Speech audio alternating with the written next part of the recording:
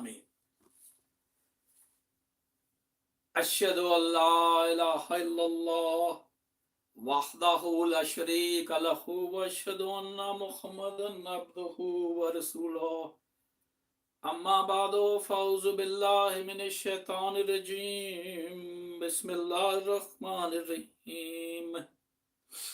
قال الله تعالى في القرآن الحكيم بسم الله الرحمن الرحيم ومن جاهد فإنما يجاهد لنفسه إن الله لغني عن العالمين والذين آمنوا وعملوا الصالحات لنكفرن عنهم سيئاتهم ولنجزينهم أحسن الذي كانوا يعملون ووصينا الإنسان بوالديه حسنا وإن جاهدك لتشرك بي ما ليس لك به علم فلا تطعهما إلي مرجعكم فأنبئكم بما كنتم تعملون صدق الله العظيم.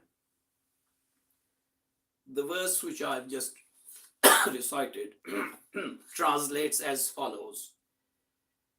And whoever strives hard strives for himself. Whoever strives hard strives for himself. Surely Allah is above need of his creatures. And those who believe and do good, we shall certainly do away with their afflictions or evils and reward them for the best of what they did. And we have enjoined on human beings or on man goodness to his parents. But if they strive to make you set up partners with me about which you have no knowledge, then do not obey them. To me is your return, so I will inform you of what you did. And this is chapter 29, Al-Ankabut, verses 6 to 8. And there's a further verse at the end of the same chapter that I'd like to refer to. وَالَّذِينَ جَاهَدُوا فِينَا لَنَهْدِيَنَّهُمْ سُبُلَنَا وَإِنَّ اللَّهَ لَمَعَ الْمُحْسِنِينَ. And that translates as, and those who strive hard for us, we shall certainly guide them in our ways. And Allah is surely with the doers of good.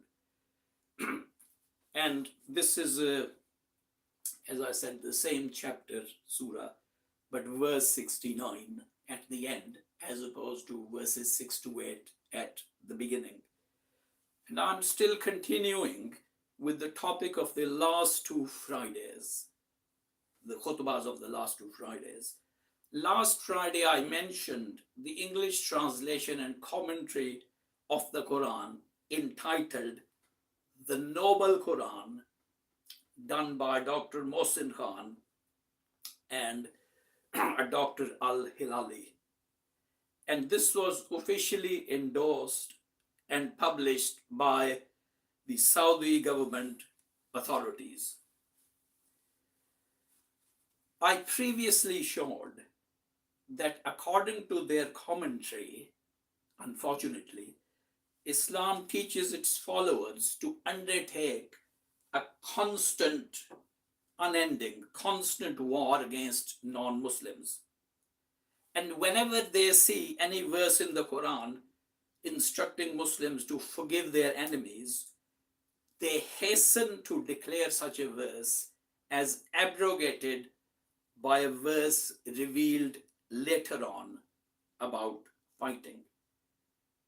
Today, I will look at how the meaning of the term jihad has been misrepresented in this translation and commentary known as the Noble Quran. The first verse I recited, verse 6 of chapter 29. And whoever strives hard strives for himself. This uses the word jihad twice, which we translate as striving. And it clearly means striving for self-improvement. The word jihad here cannot possibly mean fighting any war, because this chapter 29 was revealed to the Holy Prophet sallallahu alaihi wasallam while he was still at Makkah. And this was about 6 or 7 years before he migrated to Medina. No Muslim at that time was taking part in a jihad of fighting by weapons and arms and swords. It obviously means striving for self-improvement. And it is also, as also indicated here, such a person will only be benefiting himself or herself, that whoever strives hard strives only for himself. And God, Allah, who is telling people to strive, He is himself above any need of a person's striving. And then in the next verse 7, God promises that those whose belief strengthens as a result of their striving and whose good deeds increase, they will be relieved and lifted out of the persecution which they face. These afflictions, these are the external evils, and they will also be relieved of the evils within themselves, their own faults and shortcomings. And this is their reward when it goes on to mention that Allah will reward them for the best of what they did. This is their reward. And then the next verse, verse 8, which mentions parents and doing good to parents, that again shows that the word jihad is just a word meaning striving, any kind of striving. And that verse says that a person should do good to his parents. But if they strive to make you set up partners with me, Allah says, about which you have no knowledge, there's no knowledge which establishes that they are partners of Allah, then do not obey your parents in that respect. Now, this was a time when it was common that a person would accept Islam, but his parents would remain as idol worshippers on their inherited religion.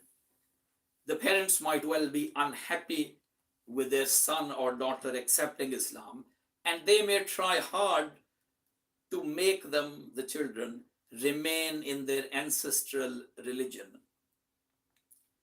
And the word used in this verse for the trying hard by the parents, that word is from jihad, jahada. And if the two of them strive to make you worship other things.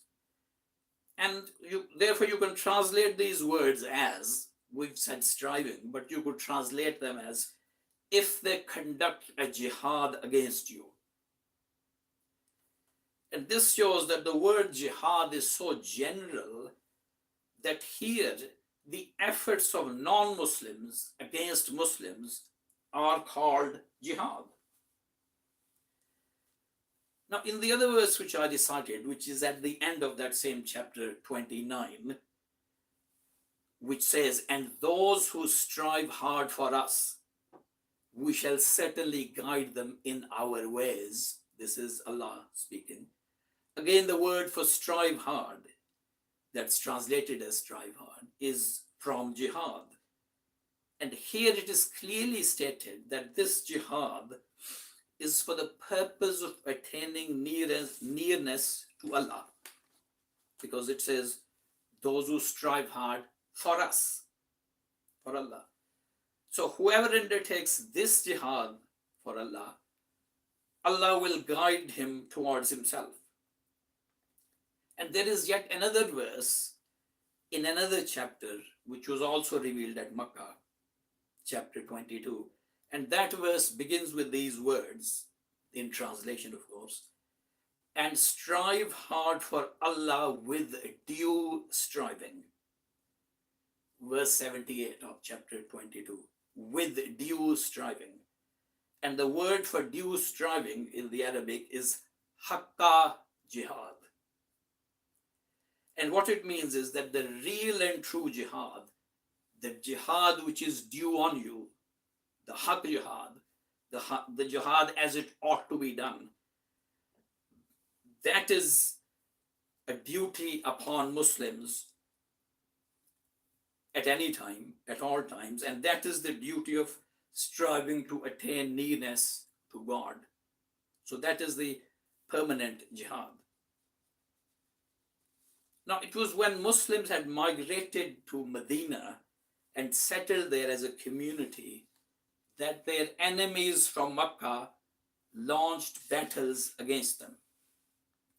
The enemy was much more powerful, and it looked as if the Muslims would be defeated and that the religion of Islam would come to an end.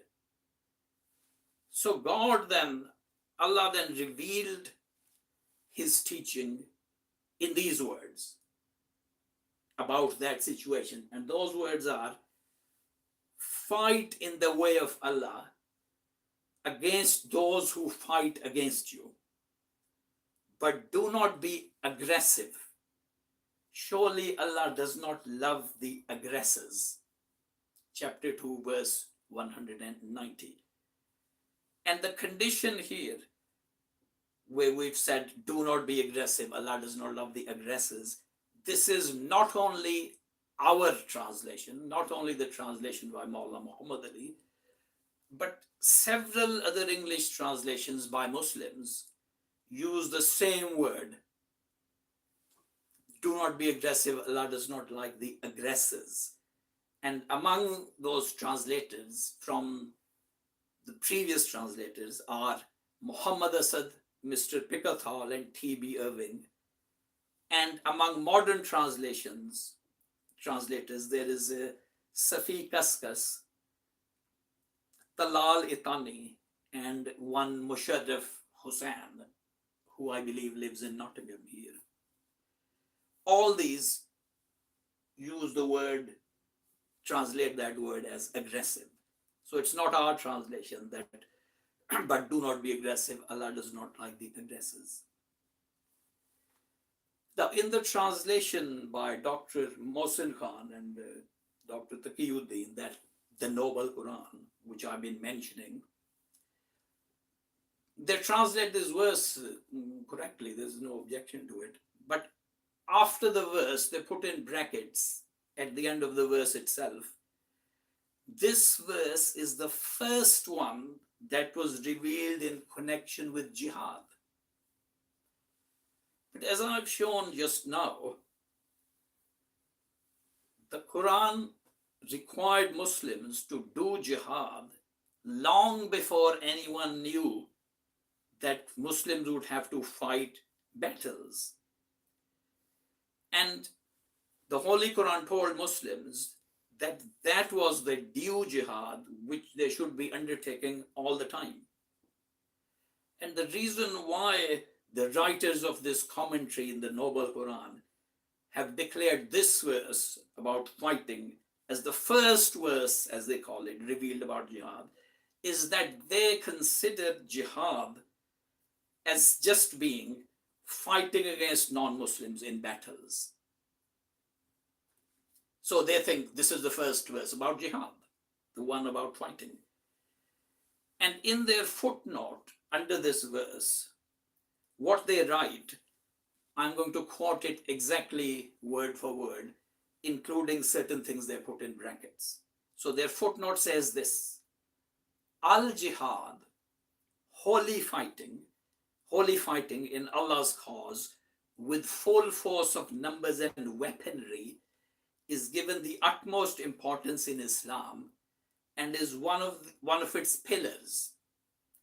By jihad, Islam is established, Allah's word is made superior. They say then Allah's word is La ilaha illallah, and his religion is propagated. Jihad is an obligatory duty in Islam on every Muslim. End of quote. Here they've defined jihad as holy fighting. Al-Jihad, in brackets, holy fighting, and stated that Islam can only be established and propagated by means of this fighting. Now, this translation, holy fighting, reminded me of what Maulana Muhammad Ali Sahib has written in his famous book, The Religion of Islam, in the chapter on jihad. Maulana Muhammad Ali tells us that the Western non-Muslim scholars and writers on Islam have wrongly assumed that jihad means war. He has quoted from a famous work which is called the Encyclopedia of Islam. This is a book which was compiled in the 1930s originally, and it has articles written in it generally by the Western non-Muslim scholars of Islam, some of them critical of Islam, some of them sort of neutral. And Maulana Muhammad Ali Sahib has quoted what this encyclopedia says under the word jihad. And that is this: the spread of Islam by arms is a religious duty upon Muslims in general. And Maulana Muhammad Ali Sahib there has quoted another book by a Western author on Islam. There was one called, he was obviously a Christian clergyman, the Reverend F.A. Klein, who earlier had written a book called The Religion of Islam, like Maulana Muhammad Ali's book, The Religion of Islam. And that writer Klein, in his book, gives this definition of jihad. He says, the fighting against unbelievers with the object of either winning them over to Islam or subduing and exterminating them in case they refuse to become Muslims, and causing Islam to spread and triumph over all religions, is considered a sacred duty of the Muslim nation. Fighting against unbelievers to convert them to Islam, the sacred duty, he says, of the Muslim nation.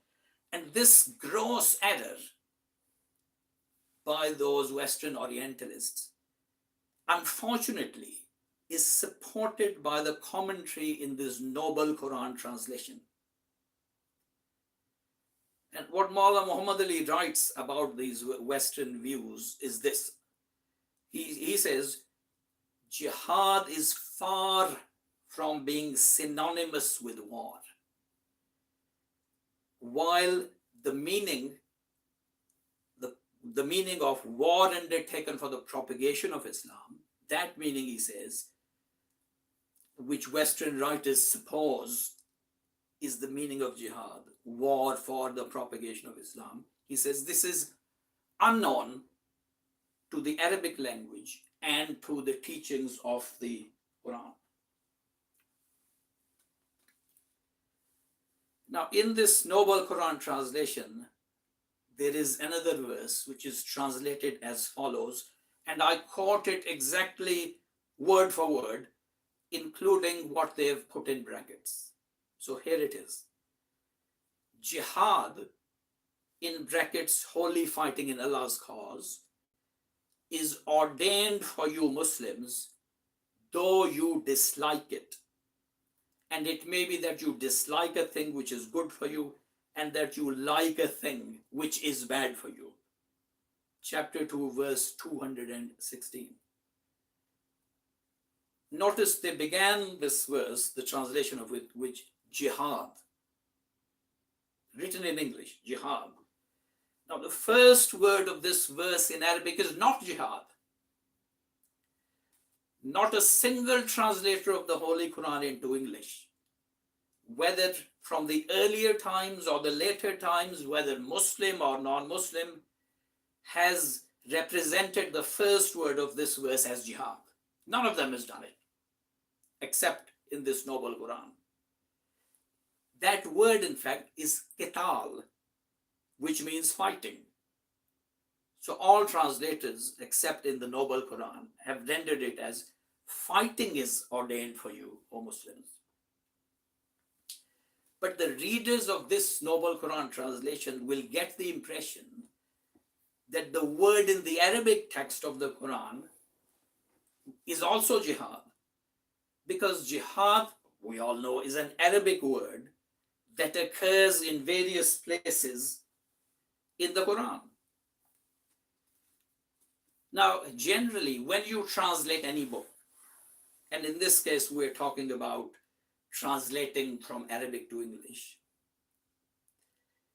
in your translation, if you use an Arabic word, people will naturally think that that word, that is the word which occurs in the original Arabic text as well, because you used it from there.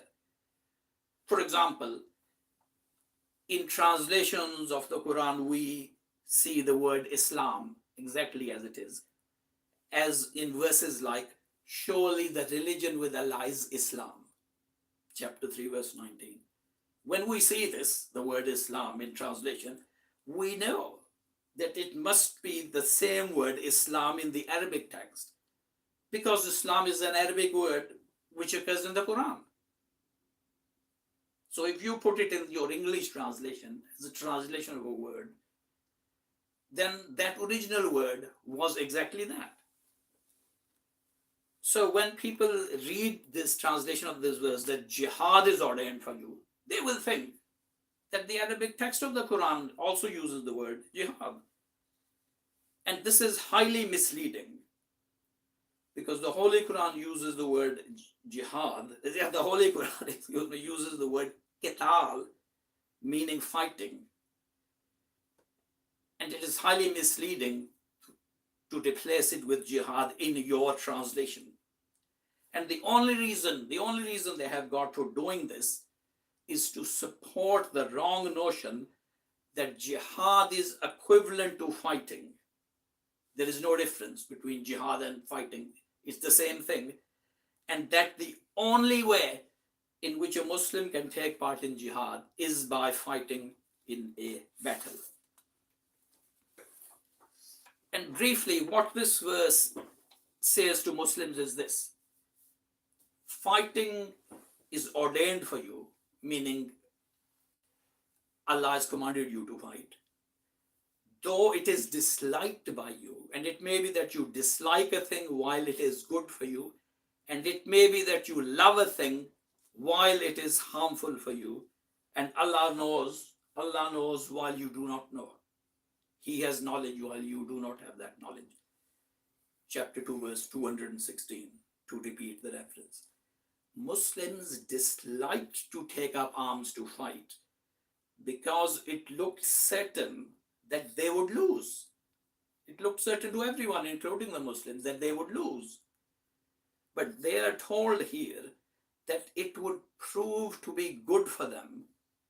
And if they don't fight, it will prove to be bad for them. Now, if the Muslims who had accepted the Holy Prophet Muhammad ﷺ and were now in Medina, if they had been a violent, aggressive, and warlike people, then this verse would have said to them, fighting is ordained for you because you are so eager to fight and you love doing it. But the verse says, fighting is ordained for you even though it's disliked by you. So they did not want to fight, but they had to and were compelled to do so. So to conclude, I said I'd continued this, that this khutbah was a continuation of the last two khutbahs, whose main title was, Has Anyone Altered the Quran? And to conclude, we don't accuse anyone of altering the text of the Holy Quran. However, as you can see, some translators have inserted certain opinions into their translations which are not justified by the language of the Quran. They're not justified by the actual language of the Quran, let alone any sort of other arguments for their interpretation. They are not justified by the language of the Quran. And then those people, to support their opinions, they have to declare some verses of the Holy Quran to be cancelled by others. That's their support for their interpretation. That the verses about peace, forgiveness have been cancelled or abrogated. So may Allah guide us on to the right path and the correct understanding of the Holy Quran, particularly as provided by the elders of the Lahore and their movement and the great followers of Hazrat Mirza Ghulam Ahmad Sahib. Barakallahu lana wa lakum fil Quran al-Azim wa nafa'na wa iyyakum bil ayati wa zikril hakim. Innahu ta'ala jawadun karimun malikum barurufur rahim.